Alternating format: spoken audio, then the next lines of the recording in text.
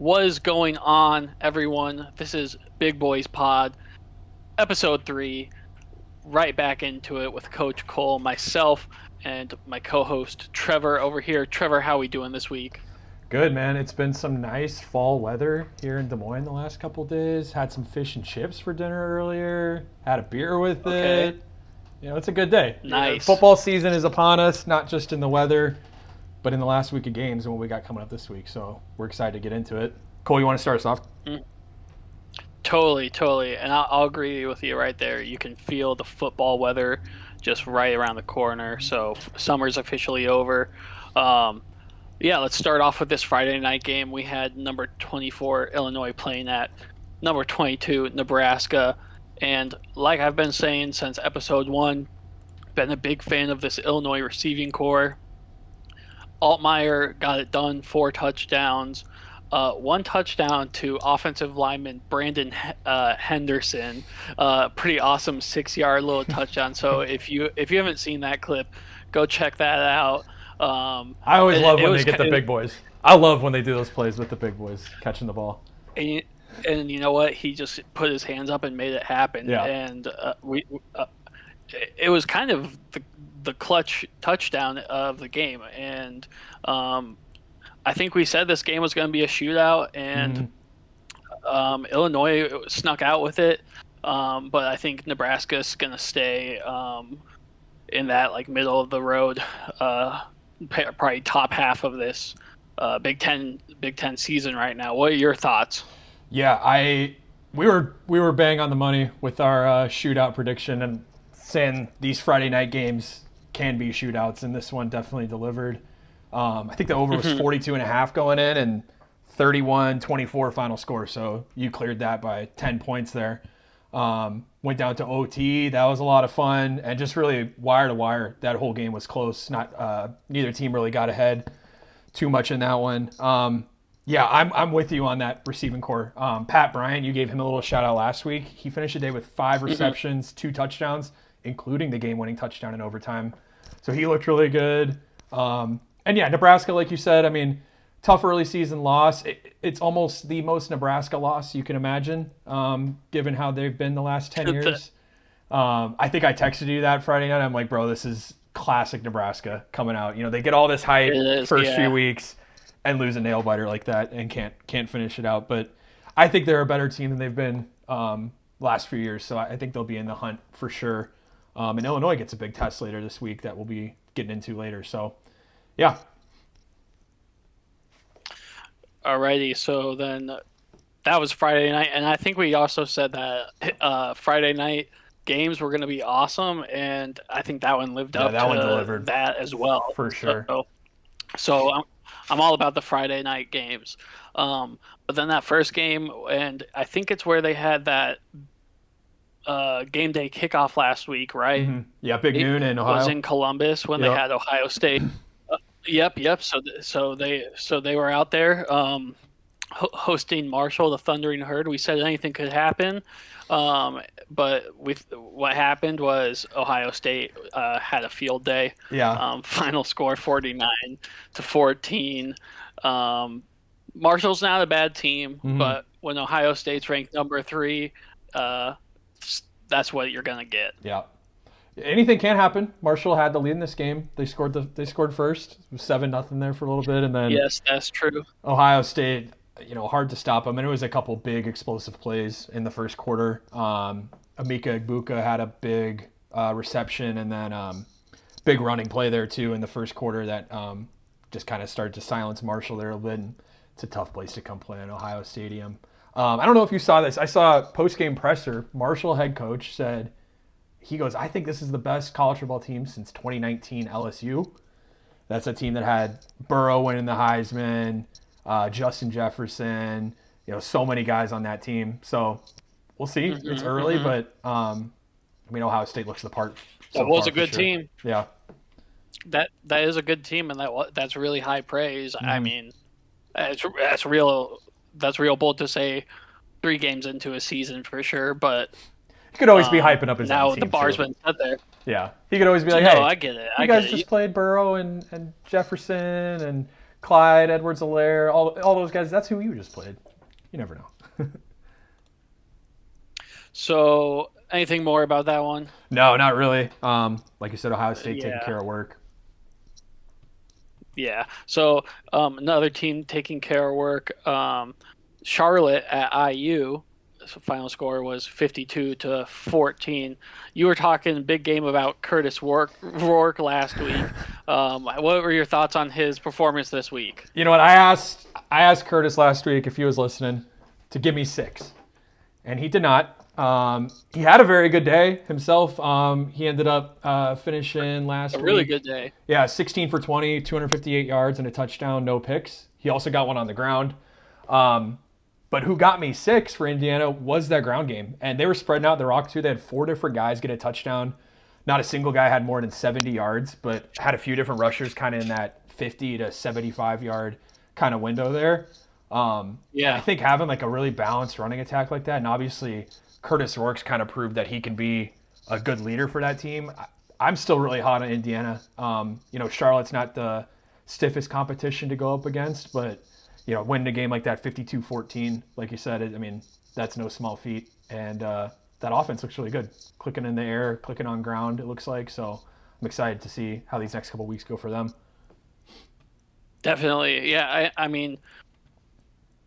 I know Charlotte isn't the biggest team in the country, but that's 2 weeks in a row now where Indiana's put up a hefty amount of points. Mm-hmm. And like you said, the roster runs deep. And if one guy isn't doing it, the next guy is right there along the way, right? And if we're spreading out touches and having fresh legs all the time, especially come towards the end of this season into bowl series games, that depth helps. Yeah, absolutely. Yeah, next guy up basically, and you can do that 2, 3, 4 deep. It looks like with that running back room. So kind of an envious place to be in Bloomington right now. Yeah, 4-0. It's a good time to be a Hoosier for sure. Another team who stayed undefeated just got absolutely canned. Penn State. I'm sorry. Penn State 0. Penn State 56. Not much to say here. No. Kent State got blown out the week before versus Tennessee. We kind of talked about that last week with the onside kick that Tennessee did. This is a team that looks really outmatched, kind of no matter who they go against. So I agree with you. Not much to say. The one guy I kind of want to mention is Drew Aller, Penn State quarterback. Yeah, I was going to say him. Yeah, he's just had a really good start to the year. Didn't really do too much on Saturday. Not too much that he really needed to do. Nicholas Singleton in the backfield is really good for them. But so far this season, 41 for 58 with 729 yards, 8 touchdowns, and 1 pick. And I saw the pick versus Bowling Green a couple weeks ago, and it was kind of a floater into the end zone. Guy got in front of it. One of those just football plays. But got a 218 passer rating so far. Bumped that up from 136 a year ago. So really putting it together. And they look good. 56-0. Can't really talk bad about a game like that at all. So they look good. Yeah, they took off, right? Scored 28 in the first half, scored 28 again in the second. Throwing for over 300 yards, you're going to have a good day any day. So that was awesome to see. And Kent State, I hope things turn around eventually, but unfortunately they're not in the Big Ten. So I don't know how much more we'll be talking about them this year. But another team I do want to talk about, we were talking this might be one of the game of the weeks. I know we did say it was a sit your ass down Saturday. And I would say it did live up to that hype. But this game especially, number 11 USC had their christening to the league, right? The conference in the big house at number 18 Michigan. And, man, this was a good game. Miller Moss, I think, is growing on me. It's hard when you throw a pick six, right? Yeah. And stuff like, and that's going to happen to guys on the big stage, right? But Michigan's got a great defense, and I'm starting to figure that out. And I know that I was giving them a tough time against Texas, right? But I do think Texas is really good. So this game could have gone either way. I think you flip a coin 10 times. It's probably landing 60-40 Michigan, honestly. But guys got it done. Yeah, I agree with you. That Michigan defense is legit. That's kind of the way they've built their identity here the last few years. Once they kind of started rolling through the Big Ten and keep it going into this year. As a unit, 4 sacks, 8 tackles for a loss, had that pick like you mentioned, and that kind of was the game changer. That interception there pretty late. They looked the part. They looked the part from their defensive standpoint. The offense still kind of got to figure out how to get it moving. Alex Orji got the start, first one of the season for him, and only had like 50 passing yards. But their running backs really kind of took over that ball game. I know you wanted to talk about Khalil Mullings a little bit and kind of that performance he had. Yeah, he had another great day, right? And I just more and more growing on him too. 159 yards, 2 touchdowns on 17 carries. He would probably be the best running back in the conference right now if Caleb Johnson wasn't having literally decade-like numbers, right? And we talked about that on our story.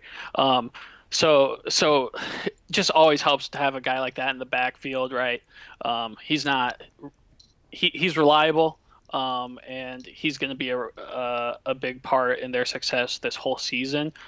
This game was the 26th game in a row, Big Ten game in a row, conference game that Michigan has won.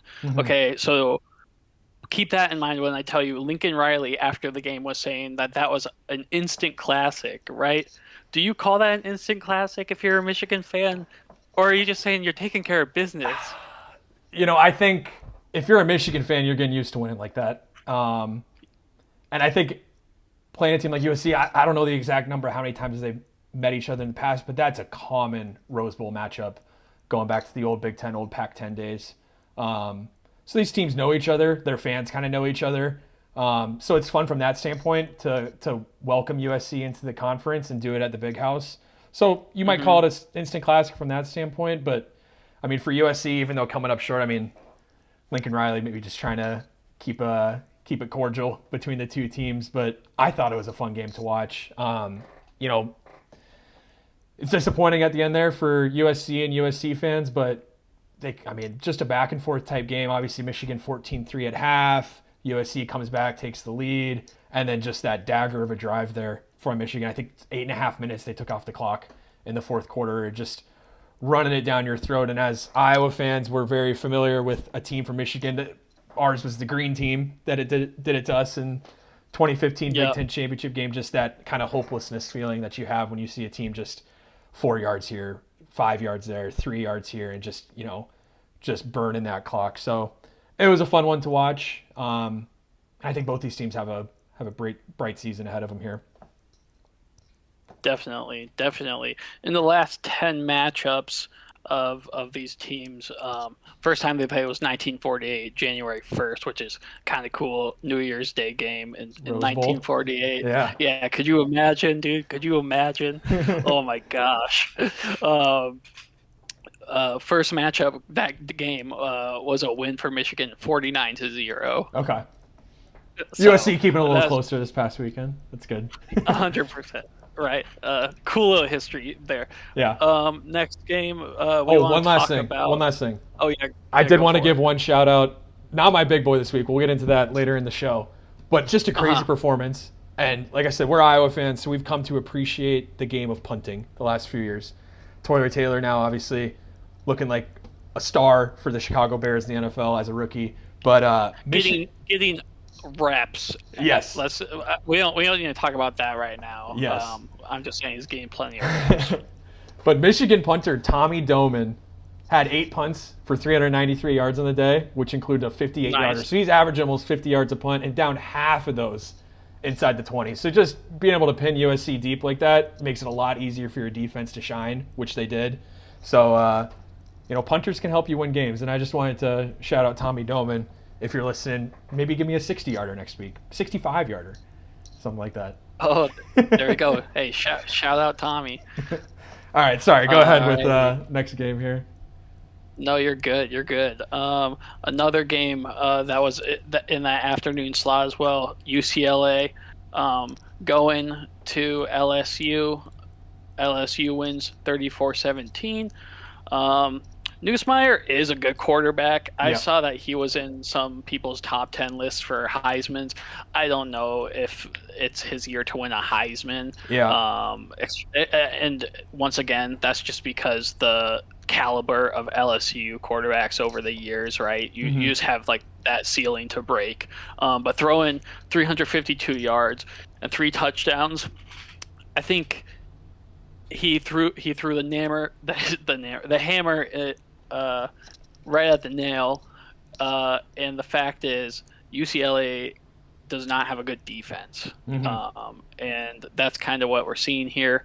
They couldn't really handle Indiana, which is a great offense, like we talked about earlier. Yep. But LSU had a field day at home, so they're going to have to figure things out from the defensive side of the ball. Yeah, it did take a while to get going a little bit. This game was tied at halftime, 17 all, and then LSU put up another 17 in the second half and shut them out to take care of business from there. But yeah, this UCLA team, I mean, they kind of look like they're going to be a team that struggles this year to kind of get it moving at all. So keeping it close like that, I think against a good team like LSU is promising for them as they get maybe some of these other kind of bottom third Big Ten teams in their schedule later in the season, pull out a couple conference wins. But I think this team is, your ceiling this year. You're just hoping to go play in a bowl game, and anything on top of that is just gravy. So tough loss for them, but it's still early. And like I said, if you're keeping it tied at half, some things are working there, and you got things to build off of. That's fair. That's fair. Another game we had today, or this past weekend, Maryland hosting Villanova. Maryland is a team that I'm starting to really like. Final score is 38-20. They scored on the first 4 drives they had, so just really went to work. Ty Felton, 14 receptions on the day for 157 yards and a touchdown. So they're rolling. I think they are a top half team in the Big Ten. I saw some posts and some things out there where people kind of have them down at the bottom, but I think they can go toe to toe with anyone really outside like the top 6, top third of this team or conference. I'm saying. So they looked great. Edwards Jr. Had a day with 328 yards, but Maryland has one of the better receiving cores right now in the conference. Maybe the second best right now behind Illinois. Yeah, Ty Felton's really leading that charge. You got me looking into him here. He's got over 600 yards this season already and 5 touchdowns. Billy Edwards at quarterback, that's his favorite guy. He's only got 1,100 yards and 8 touchdowns, so over half his yards, over half his touchdowns going to Felton there. Really doing work. So, yeah, good win for them. It's that conference loss a couple weeks ago, so getting these out-of-conference games out of the way with W's definitely helps as you get now into the thick of it here. Yeah, definitely.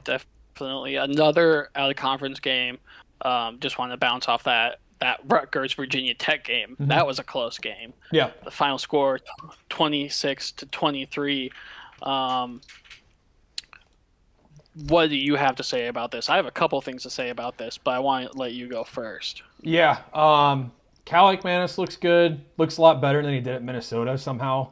And then Monagai in the backfield there had another rushing touchdown. Is kind of everything you can ask for from a tailback that was expected to be in the top of the Big Ten this year. On the season, let me pull this up here. I know he's probably scored every game so far and has really looked good.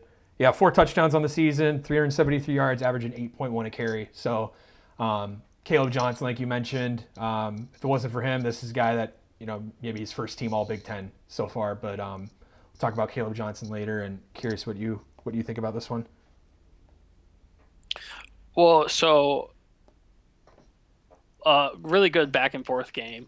Um, the Hokies have had kind of slow starts to all four of their games.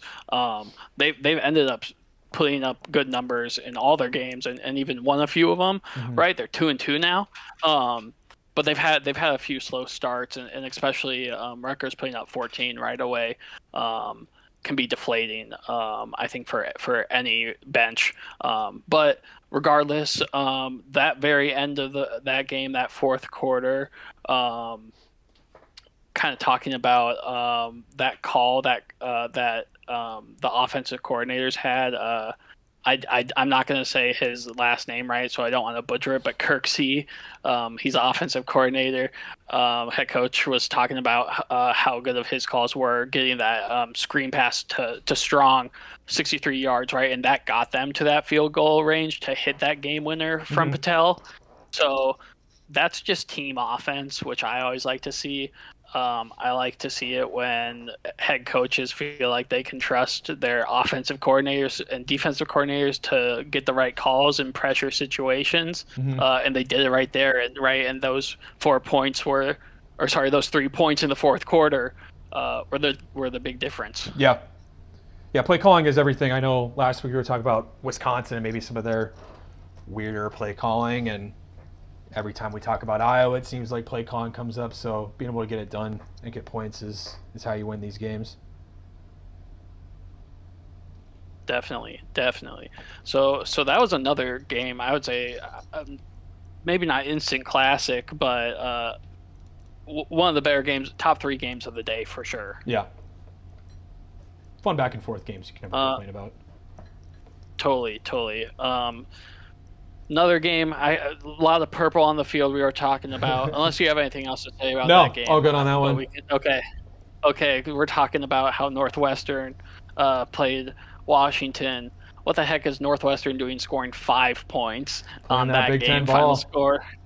getting That's that safety. that is that is what that is, a safety, and then putting it through. So, um, but yeah, Washington got it done. I said they had to win to stay relevant.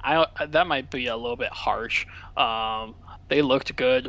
Their quarterback Will Rogers looks more than comfortable, throwing for over 220 yards, Yeah, 20 for 28 on his looks. So I think he's top half QB, maybe in the conference right now. hmm More so, I'm kind of excited to see Washington play even more teams now in the Big Ten hmm because of this.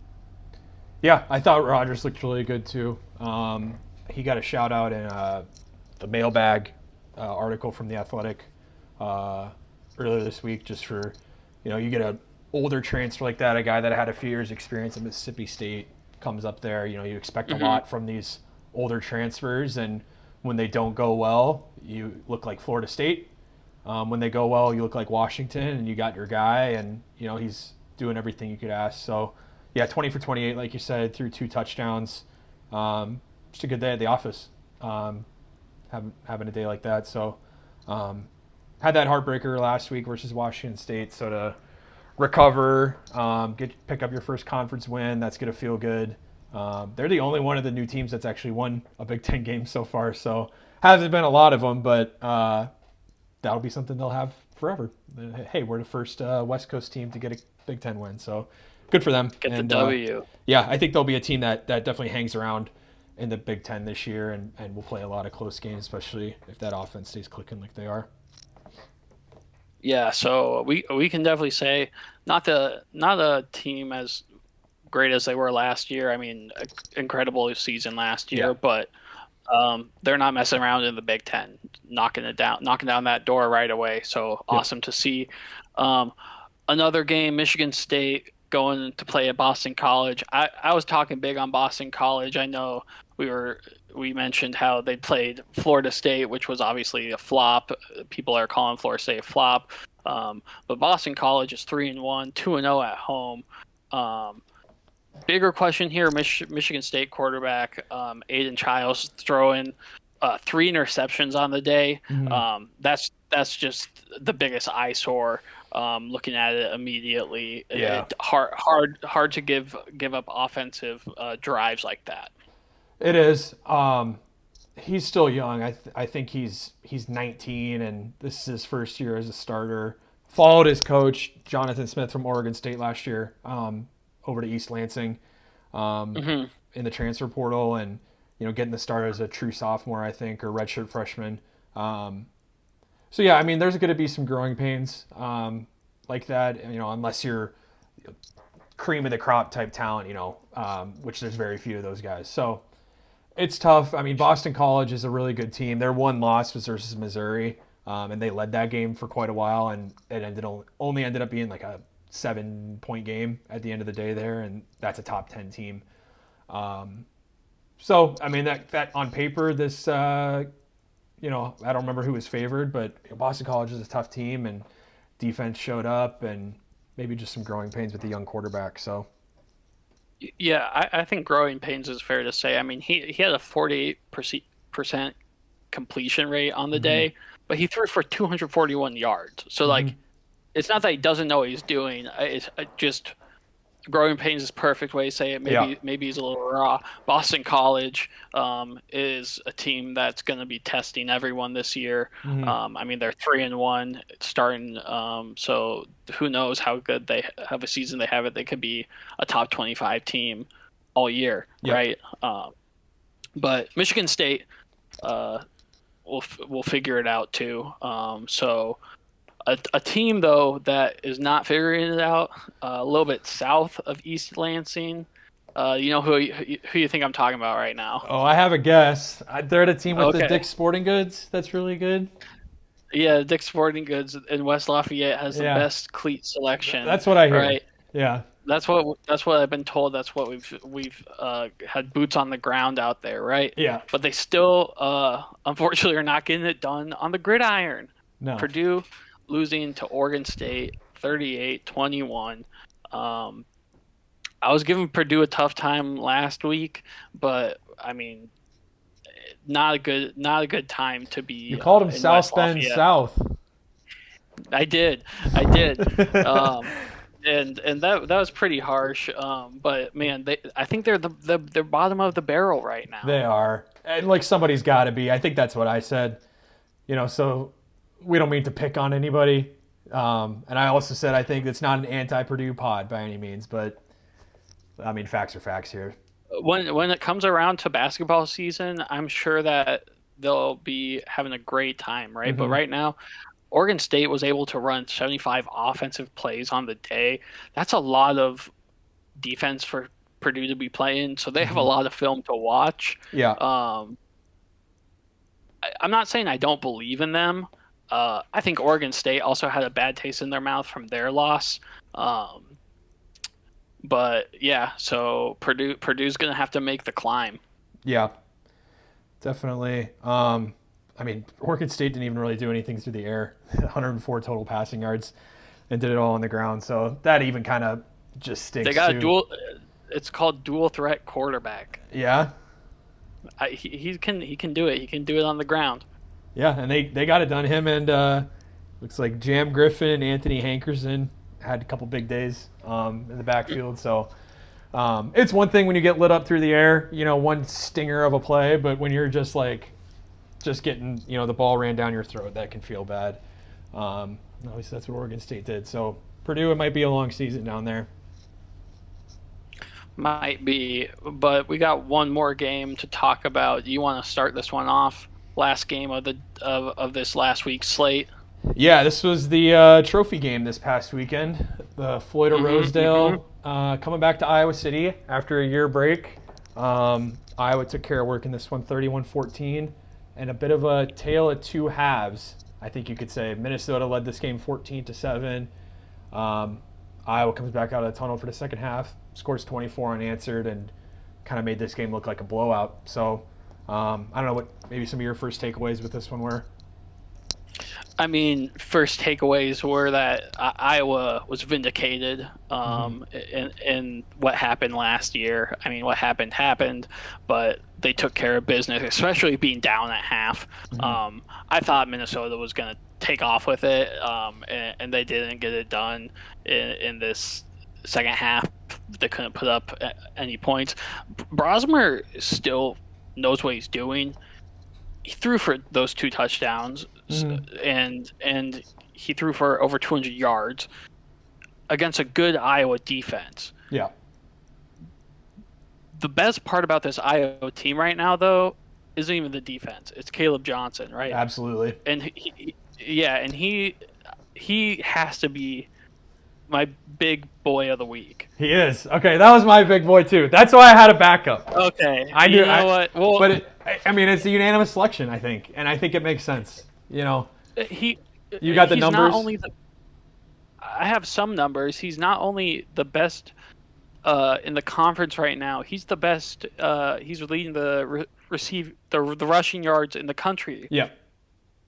So 206 yards on the day, 3 touchdowns, over 21 carries. So that's a 9.8 average on every carry. Mm-hmm. If you're rounding up, that's a first down every time you give him the ball, dude. Yeah. And he had a couple long runs too. I mean, 40-yard was his long for today. Right. Busted off a 25-yard touchdown where, if it was even him last year, a couple years ago, I mean, he got kind of stopped at the line, wiggled his way out, and just off to the races. And, I mean, he looks like a whole different running back this season. The line looks really good. I mean, I think he's been the main reason for this offensive turnaround that Iowa's starting to see this year. 14-7 at half in years past, last few years here, would be almost insurmountable for how bad the Iowa offense has been. So to be able to come back from that, I think is huge, and a huge testament to Tim Lester, new OC there, switching things up, and maybe took a few weeks to get it clicking, but they looked good, and I was happy with that one. Yeah, I think this is the first time Iowa has done a good job adjusting. Yeah. So cool to see that in that sense. I know I was really high on the Gophers. I was going to ask you. So how are you feeling now after this one? It's hard because losing that game at home probably does take some wind out of the sails. Mm-hmm. Not gonna lie. But if you're in that locker room, you can't really let that bother you. Mm-hmm. Iowa is going to have a good Big Ten season, and losing the Floyd of Rosedale game, tough, but you have bigger bowl games to play, and we'll talk more about some of those bowl games later. But you'll just have to swallow that one and move on. And Iowa's on track for sure. Yeah, I think so. And big for Iowa to get that trophy back. That was the one they didn't get last year to complete their collection of rivalry trophies. There was a little controversy that I saw. Scott Docterman, Iowa beat writer for The Athletic, up at the game, he tweeted out late in the fourth quarter, and I'll read it verbatim here. I got it pulled up. Floyd was just brought out to the end zone and plopped on the ground. Kind of undignified. He needs a platform of sorts. And I couldn't agree more. The word plopped and the Floyd of Rosedale should be nowhere near each other. And I think that's just disrespectful on Minnesota's part. Give him a little table. Give him a stand. Something. And there was a picture I saw too, just sitting on the grass. It's just wrong and gross. It's just there. It was just there, plopped, as he says. That is sad to see. So I see people calling this Plopgate. Yeah. People are saying Plopgate. it. People are saying this. Maybe just me, but that's what I'm going with here. So good for Iowa to take Floyd back and bring him back to Iowa City with them. Yeah, well, hopefully they got him nice and safe up in the Iowa facilities. Yeah. And Plopgate can be looked into more. Curious if they had those gloves on or not. I know some trophies they like to be real careful with, and then sounds like with this trophy, a historic trophy no less. Yeah. They're being more disrespectful than we could have imagined. But stuff does happen. People make mistakes. We can only hope for a better future for trophy safety. Yeah, we'll see. Well, so did you want to shout out that other big boy of the week you maybe had, Yeah, or I do had a you want backup, and we kind of talked about him earlier. And that was to? Luke Okay. Altmaier for Illinois. Had a Yes. great day. Yeah. Completed like 75% of his passes. Had 4 touchdowns, no picks. And I talked about this with Drew Aller, where this is a guy that year over year bumped up his passer rating quite a bit through the first part of the season. Luke Altmaier's done the same. Finished last year with a 131.9 passer rating, and through 4 games this year has 171.8. So just looking a lot better. He looks really calm, looks really cool on the sidelines. Late in the fourth quarter there, they showed him um, after Nebraska had gotten the ball back during a tied game and didn't even look bothered. And I think that just kind of shows maybe where he's at in his headspace, that confident Sure. in getting it done and backing it up on the field. So if not Caleb Johnson, I think Luke Altmaier gets my silver medal for Big Boy of the Week this week. Totally. And I mean, if we put out like offensive and defensive side of the ball and players of the week, I mean, they'd be on that line together for sure. Yeah. So yeah, I mean, he totally deserving of that too. Um, Do we want to take a so look that at really wrapped. standings here real quick before we move on?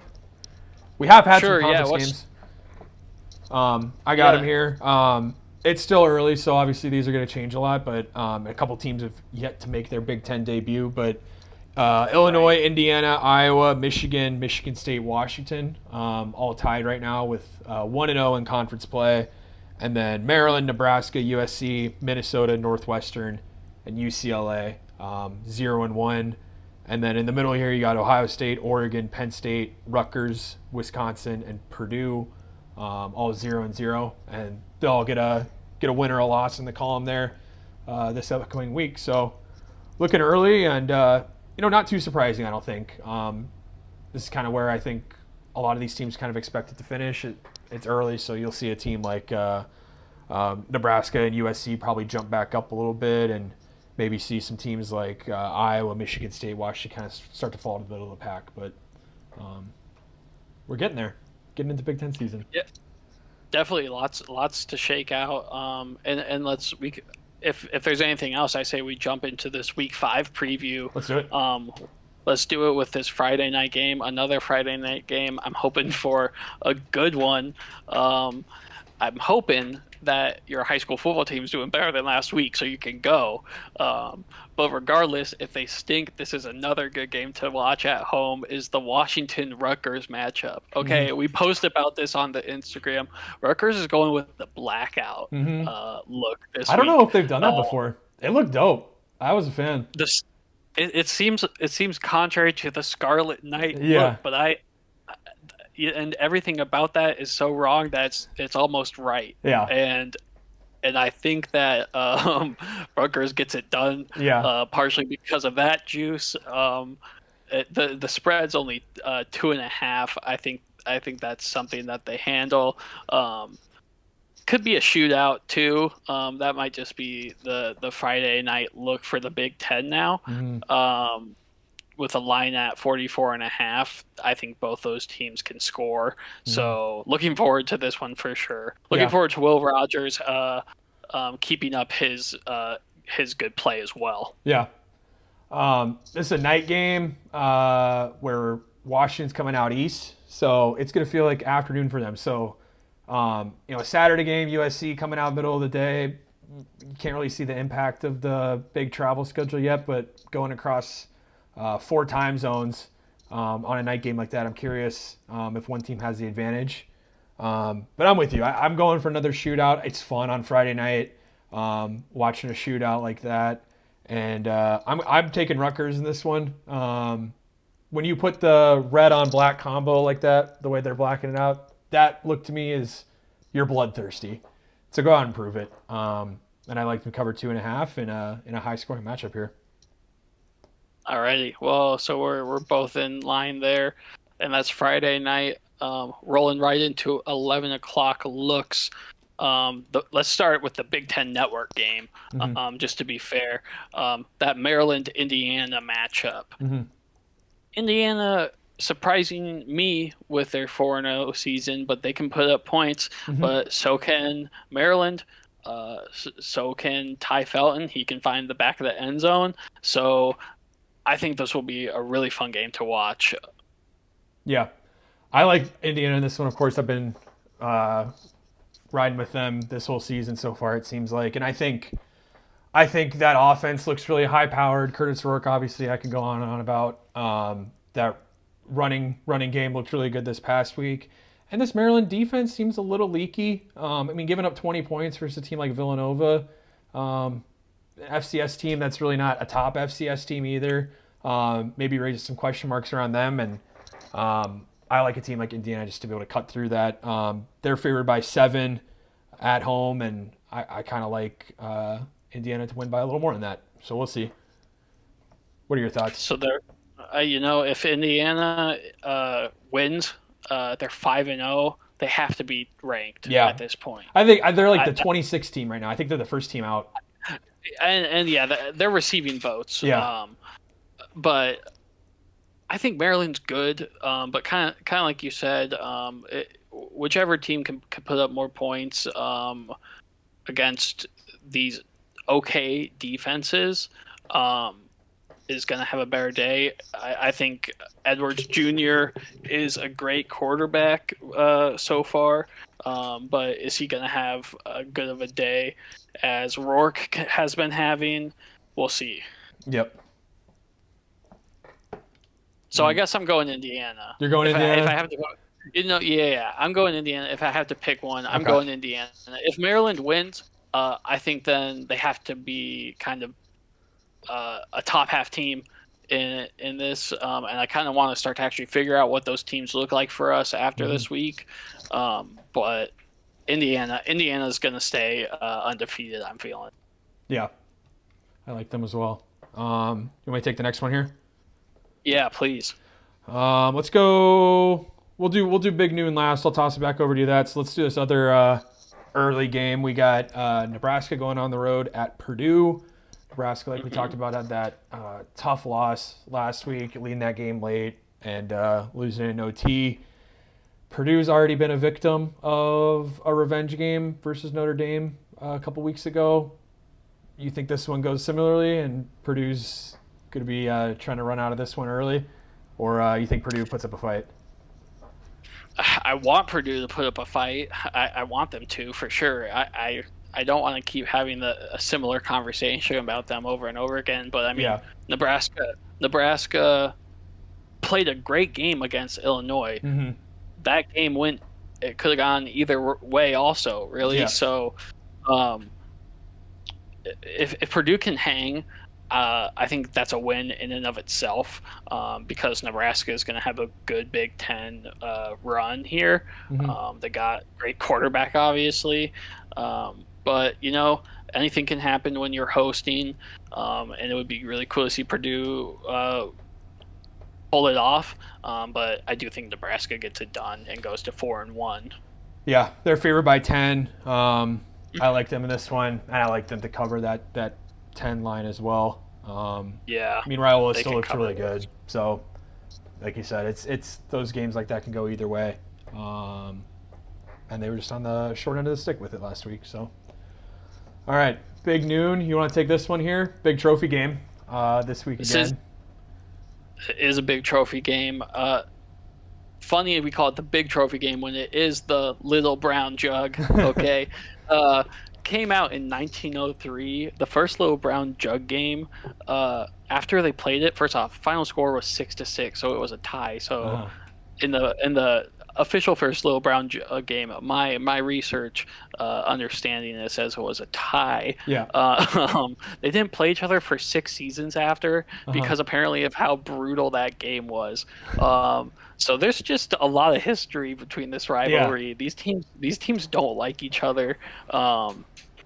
I think it would be awesome if Minnesota knocked off Michigan at Michigan, but unfortunately, the reality is Mullings is going to have a field day.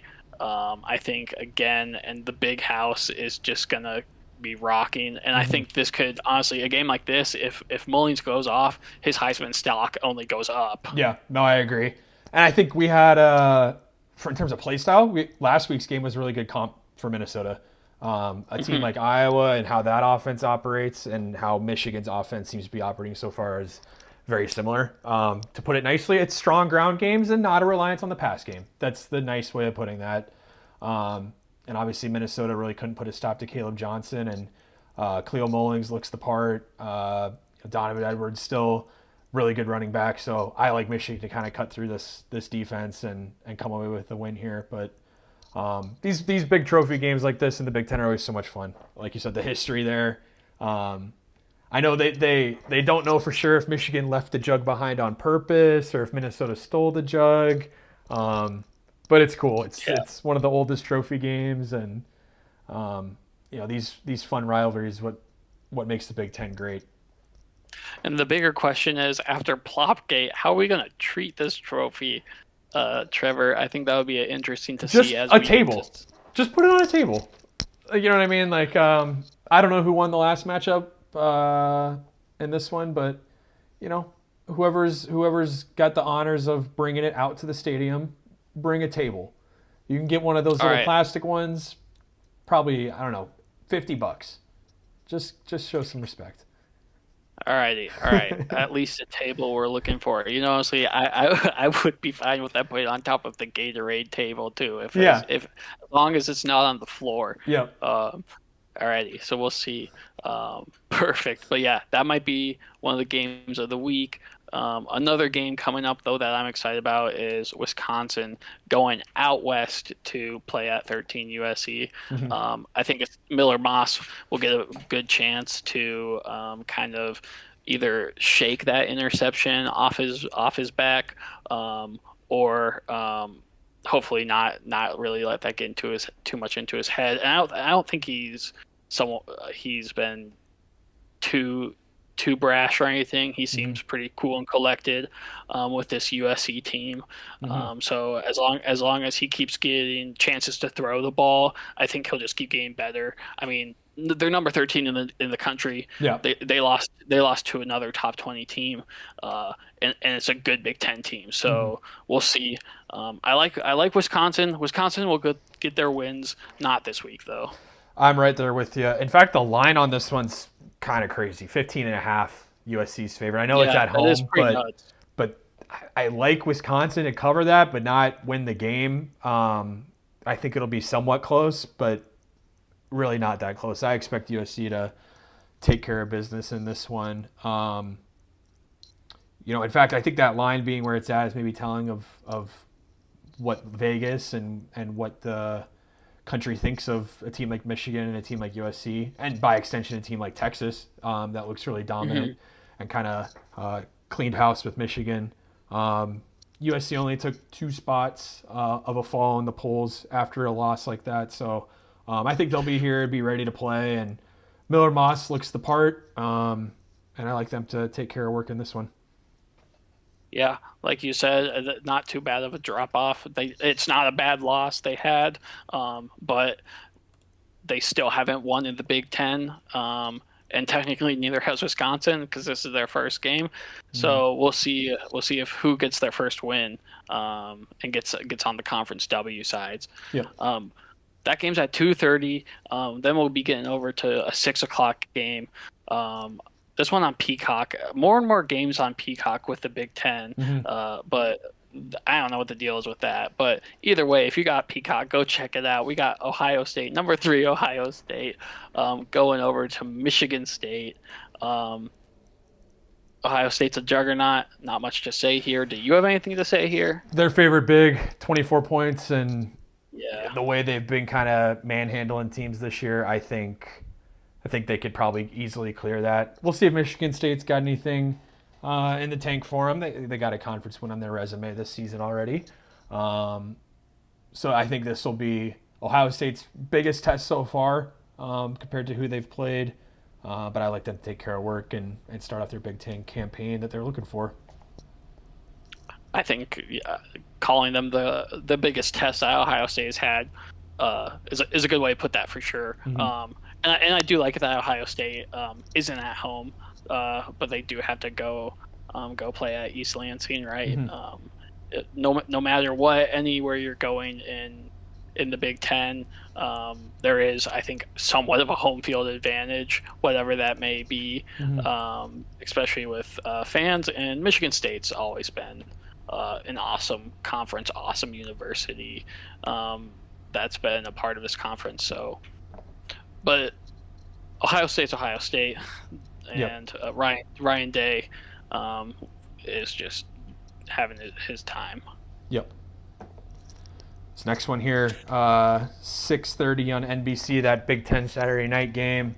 A few weeks ago, I don't know if NBC would have been picking this game for Big Ten Saturday night, but they got Illinois and the Fighting Illini going on the road to Happy Valley, Mm-hmm. taking on number 9 Penn State. And this will be a fun one, I think. We're talking about tests.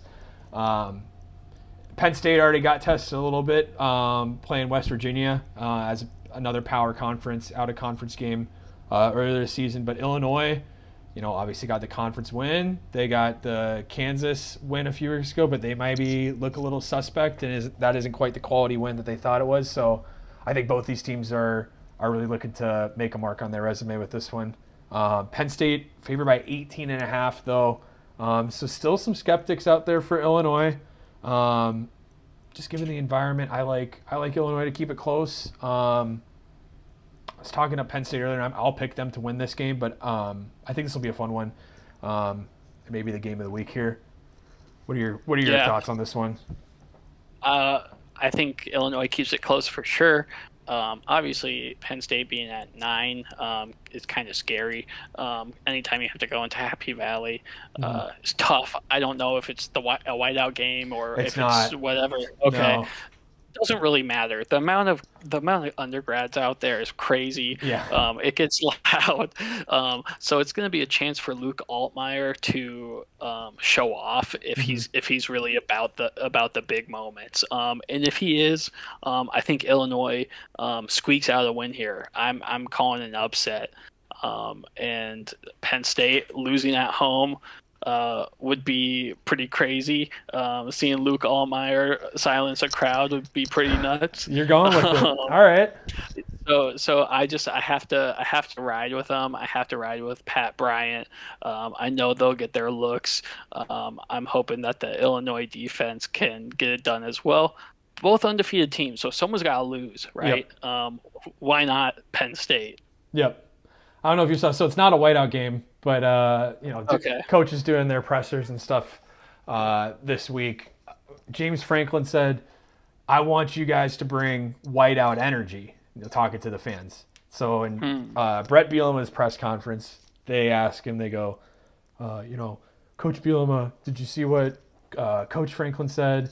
He said he wanted their fans to bring whiteout energy. What do you think about that? And he goes, I don't know, whatever the hell that means.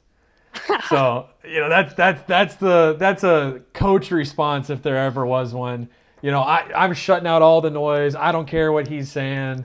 Hmm. I'm just here to go into Happy Valley, and if you're on the money here, just go take care of work and get that Gatorade bath on Saturday night. So we'll see how this one goes down, but this one's gonna be fun. This is gonna be fun, and that's the type of coaching, that's the type of leadership that someone like Luke Ollenmeyer needs Yeah. if he's gonna win this week. So I love that mentality down in Champaign going on right now, Hmm. and that's an awesome 6:30 slate game. Yeah. Last game of the night, though, a little bit later, starting at 10 p.m., 11 o'clock, I guess, for you Eastern listeners out there. Number 8, Oregon, traveling south to UCLA. This one will be fun. Oregon, This is our first this Big one, Ten after dark game, I think. We get all these West okay, Coast teams in, and they play their home games at night, and I love watching a game at 1 in the morning. And these games can be barn burners. So, um, mhm. go ahead, but this one's gonna be fun. Probably Oregon takes care of work, but we'll see. No, I think so. I think Oregon takes care of work. I think not only can Oregon get it done in the air. I think obviously Gabriel's just starting to put a resume or a portfolio, I'd say, together Hmm. this year already, and they're 3-0. Um, I'd like to see UCLA get back on track, but if Oregon's not getting it done in the air, James can get it done on the ground, and UCLA's been letting their opponents get into the end zone. Hmm. So um, these games can be fun. Like you said, a little late night Big Ten action. Hmm. I'm all for it. Anything can happen. It says that Oregon is supposed to cover by 24 points, um, and I would say that that's probably going to happen. I think number 8 team in the country should be blowing out a team like UCLA Hmm. after the performance they've had so far this year. Yeah, I agree with you. Dylan Gabriel. I have like 4 different dynasty and road to glories in college football 25 Uh-huh. at this point. Just keep making new Okay. ones. I think in half of those he's won the Heisman that first season. So Sure. the Yeah. NCAA football simulator likes him, and he's been playing well Technically so this far. season? Is that Yeah, it's technically this this season? season. Yeah, Okay. like when you Yeah. start, it's 2024, and Yeah. with my John Pork Road to Glory the other night, he just won like 47 touchdowns, 2 picks or something like that. When it popped up, I was like, all Oh, right, cool. Like, yeah, shout you're out. good. Shout out. John Pork, I just transferred, dude. I'm at North Carolina now. Need my NIL Oh, money. okay. Wow. Well, that's interesting. Well, maybe if we get a gaming channel going on our Twitch, we can see some more of that. But that'll Yeah, be down the line for sure. So that one wraps it up. Are you taking Oregon though? Or are you I'm both taking in Oregon. on I'm this taking one? Oregon, but Okay. but I give this one, I guess, just a little higher odds of maybe an upset, just given the stage. When you're Hmm. watching college football at 1 in the morning out here on in Eastern time or Central time, crazy things can happen. But I think Oregon probably takes care of business in this one. Alrighty, so some good games to look forward to this week. We have a blackout game at Rutgers. We have the battle for the Little Brown Jug kicking us off on Saturday. That Maryland Indiana game is going to be fun to watch. We'll see Illinois Penn State fight for a good game. Hoping that we see Luke Altmaier get something done. I know that you're saying Penn State covers there, so that'll be the split this week. Hmm. And then we're capping off that night with a number 8 Oregon going down to UCLA. So we got an awesome week. Yeah. Everyone's getting a chance to play a Big Ten game this week. Uh, you got anything more you want to add on before we close out tonight? No, I'm right there with you. I'm glad we're getting into these conference games. This is really where it gets fun. You put the rubber to the road a little bit, so to speak. So I think we'll get a lot of good info about how the rest of the season might shake out after a weekend like this. So, if you called last weekend a sit your ass down Saturday, I don't know what you call this one. If you're a Big Ten fan, this is the part of the season you've been looking forward to, I think. You know what? I don't want to start something because sit your ass down Saturdays are special. Um, but this is a boy. It's Big Ten is back. Okay, It's a triple B Saturday. Boy, the Big Ten's back. exactly. I like that. There you go. Let's do All it. right. All right, and well, obviously, just one more thing. Iowa City's quiet this week, with a week off. But they had a great week. We talked a little bit about them, and they can celebrate with the Floyd of Rosedale Hmm. for an extra 7 days. So congrats to them. Yep, I'm right there with you. With that, as always, sound off in the comments. Let us know what you think. And we'll be back at you next week. Take a look at some of these games and preview week 6 as we get further into the season. So, till then, we'll see y'all later. All righty, peace out.